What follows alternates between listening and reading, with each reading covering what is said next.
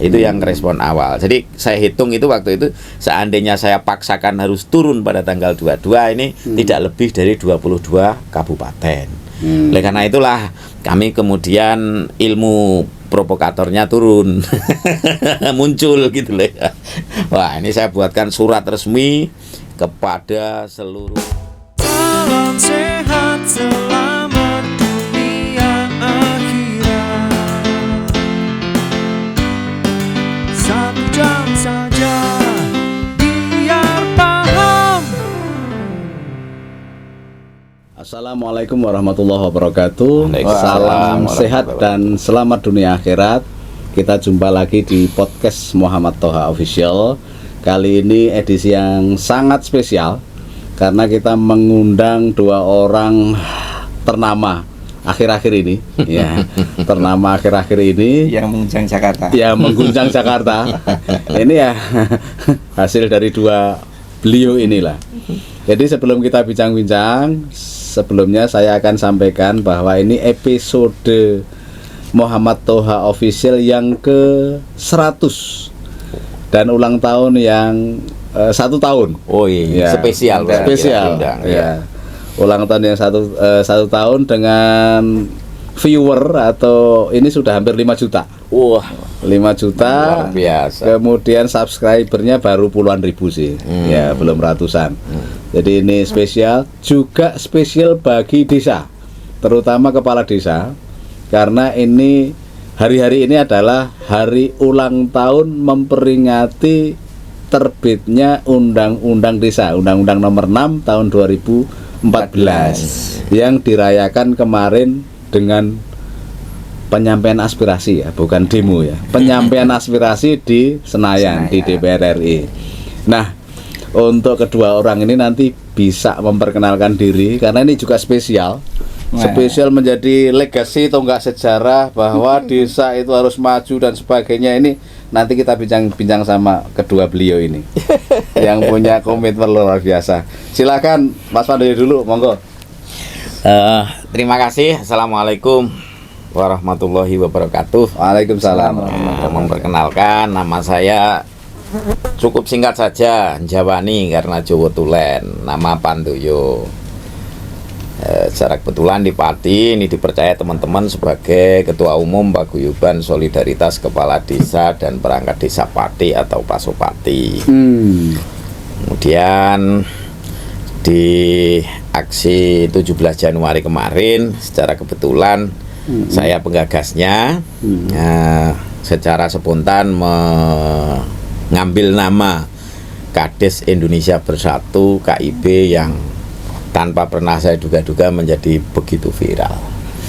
Jadi ini barangkali juga karena visi, misi, semangat untuk memperjuangkan desa oleh seluruh kepala desa itu sama.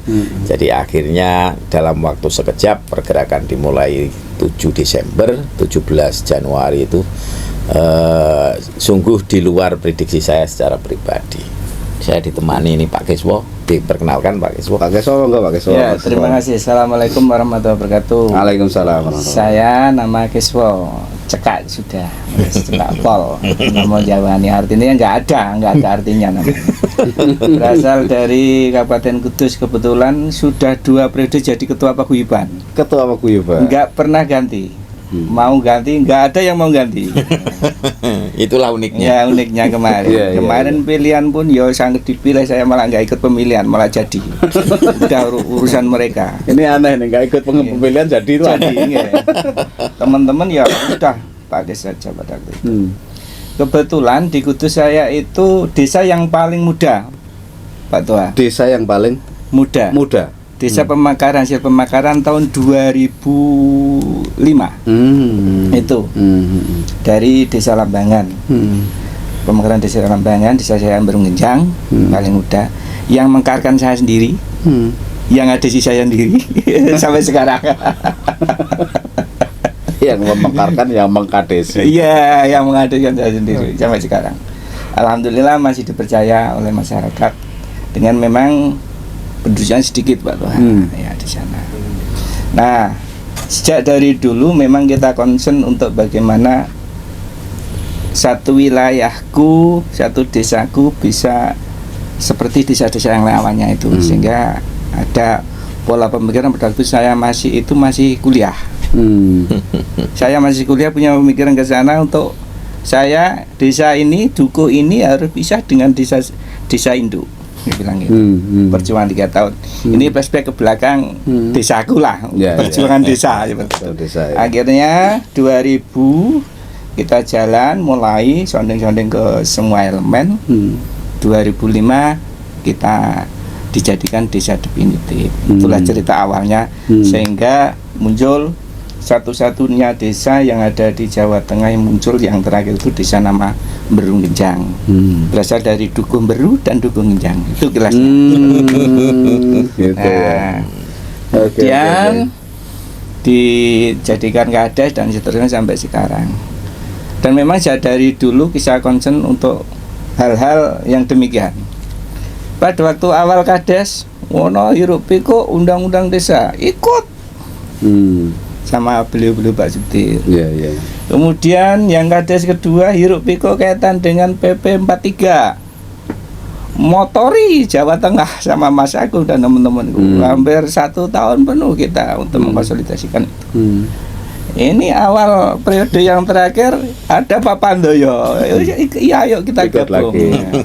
Ini kalau kita tidak kawal yang waras-waras ini jadi repot. Makanya yang Apa maksudnya waras-waras itu? yang waras-waras itu tidak punya tendensi harus begini, harus pokoknya enggak. Tapi kita melihat secara keseluruhan utuh desa Iya, itu iya, bagaimana. Iya. Maka pada waktu itu beliau tanya, "Loh, kamu ke Jakarta mau ngapain? Gini.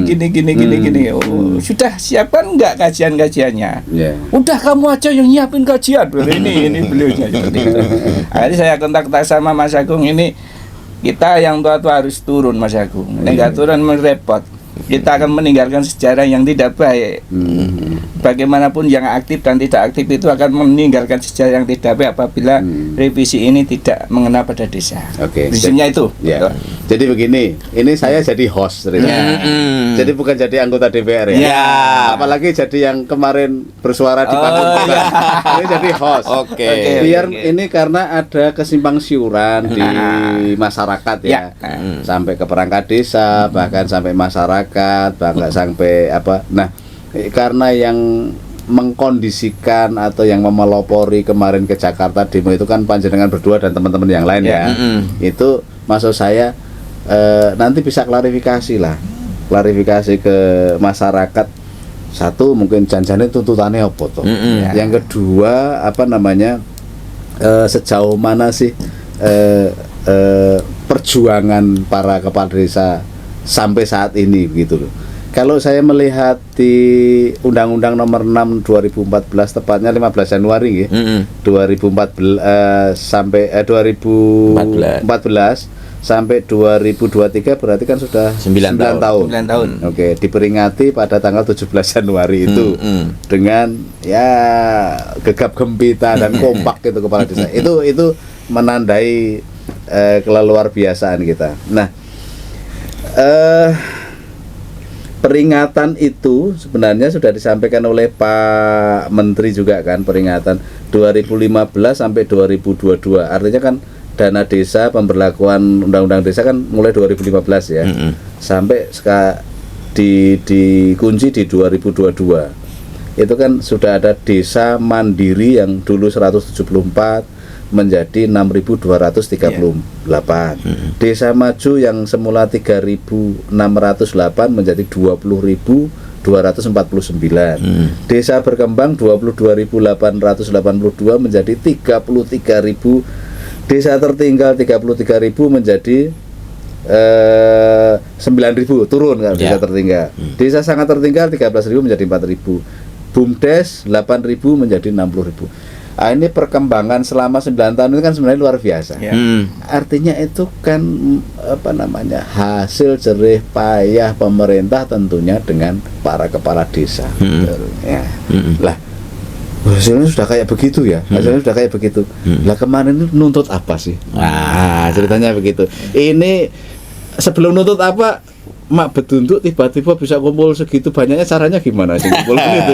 Ini Ya, Ini provokatornya. Ya, terima kasih Kang Toha. Jadi bermula memang ini lilinnya itu bermulanya itu dari Pati, gitu ya. Dari Batu. Jadi Ya. teman-teman di Pati ini kan kaya organisasi. Di organisasi kepala desa itu aja ada Pasopati, ada FKDI, ada Parade Nusantara, ada Abdesi, ada Papdesi, ada Praja, banyak di Pati itu. Perangkat desanya juga ada, bahkan BPD juga ada 2, ada Forum Komunikasi BPD dan Asosiasi BPD. Kemudian mantan kepala desanya juga punya organisasi sendiri, Persatuan Mantan Kepala Desa. Nah, ini pada bulan Ramadan, hampir setahun yang lalu, ini kita ajak ngopi bareng, buka puasa bersama. Jadi ketemulah kita dengan senior-senior kami dari mantan kepala desa, forum BPD, kemudian kepala desa dan perangkat desa. Di dalam diskusi itu kita ajak untuk bersama-sama, ayo kita ini yang sudah pernah berperan dan saat ini juga sedang menjabat, mendapatkan amanat dari rakyat, dari masyarakat, untuk bisa berkontribusi maksimal kepada desa, utamanya dalam rangka memakmurkan dan mensejahterakan kehidupan mereka. Nah, tentu masukan-masukan itu banyak. Dan yang paling menggelitik adalah ketika teman-teman itu kemudian berdiskusi terkait dengan adanya munculnya Undang-Undang Nomor 2 Tahun 2020 tentang pandemi itu, penanganan pandemi, di mana salah satu pasal yang ada di sana, seandainya pun pemerintah tidak memberikan dana desa itu punya landasan yang kuat, dan itu dirasa bahaya untuk desa karena mau tidak mau marwah dan roh dari UU nomor 6 tahun 2014 tentang desa itu nanti bisa luntur. Nah, ini permulaan diskusinya di situ. Kemudian juga terjadi diskusi-diskusi yang panjang, utamanya terkait dengan persyaratan calon kepala desa. Di sana kan ada satu ayat yang dibuang ya, dibatalkan oleh MK terkait apa yang ayat yang dibuang apa? Itu persyaratan calon kepala desa itu bertempat tinggal di desa tersebut dibuktikan dengan kartu tanda penduduk sekurang-kurangnya 1 tahun. Jadi yang bukan penduduk boleh begitu. Nah, ini kan langsung siapapun itu bisa nyalon di situ. Padahal desa itu kan punya keunikan, punya karakteristik, punya adat istiadat, punya kebudayaan yang juga harus dilestarikan. Kalau bahasanya orang Pati, ujuk-ujuk ya, begitu ya, ujuk-ujuk datang karena dia punya duit banyak, kemudian nyalon di situ pasti tidak mengerti ya, kurang paham terhadap karakteristik, adat istiadat, budaya dan juga kearifan lokal yang ada di desa itu. Nah, ini yang pertama. Yang kedua juga ada beberapa desa di Pati itu kemarin pilkades itu ada 3 desa itu gagal pilkades. Kenapa itu? Dikarenakan calon yang muncul itu semula 2. Begitu sudah mau penutupan, yang satu mengundurkan diri. Nah, akhirnya gagal pilkades karena calon tinggal 1. Nah, ini kan sudah terbentuk panitia, padahal yang namanya panitia sudah bekerja sekian lama mengeluarkan anggaran, yang tanggung jawab siapa? Padahal dia juga anggaran seperti itu terbatas, dan konflik sosialnya juga tinggi karena mereka sudah punya jago, mereka punya tim sukses, mereka sudah punya calon siapa yang akan dipilih sebagai pemimpin, tiba-tiba pilkades gagal. Nah, ini kan juga perlu kajian, perlu masukan, perlu revisi terhadap undang-undang yang ada. Di dalam undang-undang itu kan bahwasanya calon kepala desa itu sekurang-kurangnya 2 orang. Dan sebanyak-banyaknya 5 orang. Nah, ini bagaimana agar itu direvisi? Bagaimana pilkades itu sekalipun calonnya hanya muncul 1 dan atau lebih dari 5 juga bisa dilangsungkan. Dan melangsungkannya itu artinya kan mengembalikan kedaulatan ini kepada rakyat. Jadi intinya tagline kami pun di situ adalah kembalikan kedaulatan desa pada rakyat. Nah, ini kok langsung bisa kumpul sebanyak ini? Nah, berpikir tentang banyak hal, banyak ya. Nanti seperti yang ada di draft RUU yang sudah kami serahkan di Balek, di Komisi 2, di pimpinan Dewan, di fraksi-fraksi itu, termasuk kajian akademiknya itu banyak yang kami berikan masukan seandainya memang nanti pemerintah dan DPR ini welcome untuk revisi UU nomor 6 tahun 2014 itu masuk ke dalam prolegnas prioritas pembahasan 2023, tentu masukan kami cukup banyak. Jadi tidak seperti yang saat ini viral di media massa, wah ini kades ini serakah mau jabatan 9 tahun. 9 tahun itu yang memunculkan bukan kami. Jadi kami berpikir di awal ini ada beberapa peraturan perundangan yang memang perlu dibenahi dalam rangka mengembalikan marwah dan juga mengembalikan ruh dari undang-undang desa yang semula lahirnya ini kan diinspirasi oleh para pegiat-pegiat desa, oleh pemerintah, oleh DPR, dan jadi sudah menghasilkan banyak hal yang positif seperti yang disampaikan oleh Kang Toha. Dan itu semua tujuan awalnya kan untuk memuliakan, untuk memakmurkan desa dan juga masyarakatnya, memberdayakan masyarakatnya. Nah, ketika banyak aturan-aturan yang kemudian sudah keluar dari ruh dan martabat dari marwah undang-undang desa kan perlu untuk dikembalikan. Diskusi kami sebatas hanya dengan teman-teman kepala desa dan perangkat desa di Pati pada tanggal 7 Desember yang lalu. Mas Kiswo ikut terlibat nggak itu? Belum. Tanggal 7 Desember itu kita kumpul. Itu tanggal 7 pulang dari acara di kantor Pasopati, kantor kami ini kumpul.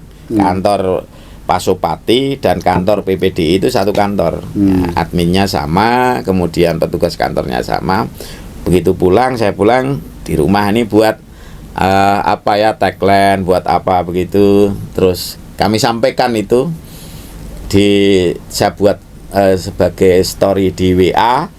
Nah, 22 Desember aksi ke Jakarta dalam rangka membangun Indonesia dari desa. Bermula dari itu. 22 Desember ya? Rencana kami 22 Desember karena kami mengambil tanggal yang cantik.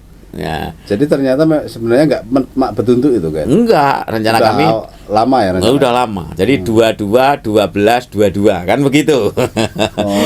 Jadi rencana kami cukup cantik tanggalnya agar mudah dikenang dan teman-teman ini terpesona kan begitu. Kita menari dengan gemulai dan akhirnya banyak support begitu. Iya. Tetapi kemudian ketika kami tanggal 17 itu ke Jakarta, kami ketemu dengan Polda Metro Jaya, juga ketemu dengan beberapa teman yang waktu itu habis acara IKN di Kalimantan. Ya, beberapa teman kepala desa ini kan sudah tahu. Ini teman-teman di kabupaten lain itu kan sebenarnya kan juga sudah tahu. Jadi hasil dari Pati itu memang dikonsolidasikan dengan teman-teman yang lain di kabupaten lain. Jadi saat itu sudah. Jadi begitu saya membuat story di WA itu, pertama kali yang respon Purwodadi. Nah, ketua paguyuban Purwodadi langsung telepon saya, "Mas, iki ape ono apa Pati? Ini mau gini bla bla bla." Saya jelaskan. Purwodadi ikut. Langsung begitu. Ini Purwodadi. Kemudian teman dari Cirebon, Majalengka, Indramayu, kemudian Pekalongan Raya dan Solo Raya. Pada akhirnya nyambung. Saat itu kemudian Mas Kiswo ini perjalanan dari Jogja pulang telepon, "Lho Pati ki ame ning Jakarta ame lapo?" Nah, begitu. Ya saya mau ini Kang. Teman-teman mau aksi di kantor DPR RI. Intinya ingin ada revisi undang-undang desa. Lah wis duwe kajian akademik apa durung? Ya tanya begitu, ya belum. Lah terus apa modalmu? Wes urusan kajian akademik urusannya sampean. Saya begitu. Nah, campur ya. Ya, urusan provokator urusanku. Saya begitu. Ini ceritanya begitu, kita berkoordinasi dengan Polda Metro diarahkan. Mohon maaf Pak, ini tanggal 22 Desember kan sudah dekat dengan Nataru. Ini kita sudah mulai operasi lilin dan candi. Kok ya kalau bisa ditunda. Nah, begitu toh. Begitu ada begitu langsung saya sudah buat surat di Jakarta, saya posisinya buat surat penundaan acara itu. Mengapa saya tunda? Saya sendiri itu belum yakin mendapatkan dukungan mayoritas dari seluruh kades di Indonesia. Karena saya hitung saat itu Abdesi sama Papdesi sudah belum ada sama Hmm. sekali ya. Belum. Jadi kami murni gerakan dari Pati waktu itu, tapi kemudian direspon oleh teman Cirebon, teman Majalengka, Indramayu, Tuban, Lamongan, Purwodadi, Kudus, Jepara, Solo Raya dan Pekalongan Raya. Itu yang respon awal. Jadi saya hitung itu waktu itu seandainya saya paksakan harus turun pada tanggal 22 ini tidak lebih dari 22 kabupaten. Oleh karena itulah kami kemudian ilmu provokatornya turun. Muncul gitu loh. Wah, ini saya buatkan surat resmi kepada seluruh Korlap aksi 22 Desember bahwa acara ditunda karena bla bla bla bla. Korlapnya saya tulis seluruh provinsi di Indonesia, seluruh kabupaten. Padahal kami belum punya korlap sama sekali waktu itu ya. Padahal itu untuk memancing semangat aja. Rata-rata yang sudah komunikasi sudah booking armada. Sudah booking armada, ya? iya. 22 Desember itu. Dua Iya. mau meluncur sudah booking armada semua. Mereka kehilangan ini DP, DP-nya hilang. Nah, di Solo Raya ini saya kan juga diajak rasan-rasan beberapa lurah ya. Ada beberapa kepala desa ya. Kepala desa itu dia kan juga mengemukakan revisi undang-undang itu ya. Ini kalau revisi mbok tandangi dewe ya nggak bisa, saya katakan gitu. Ini misalkan ini ya paling nanti apa namanya ketemu sama Komisi 2 sampaikan ini, saya katakan gitu. Tapi itu pun juga saya nggak menjamin hasilnya tetap apa namanya cepat gitu. Kalau itu memang sangat urgen, sangat penting, silakan menyampaikan aspirasi, saya katakan gitu. Nah itu kelihatannya klub itu atau mungkin sudah ada komunikasi. Ya. Nih, ada komunikasi sama saya. Nah, setelah itu kemudian ya tanggal 22 gagal, kemudian tanggal 24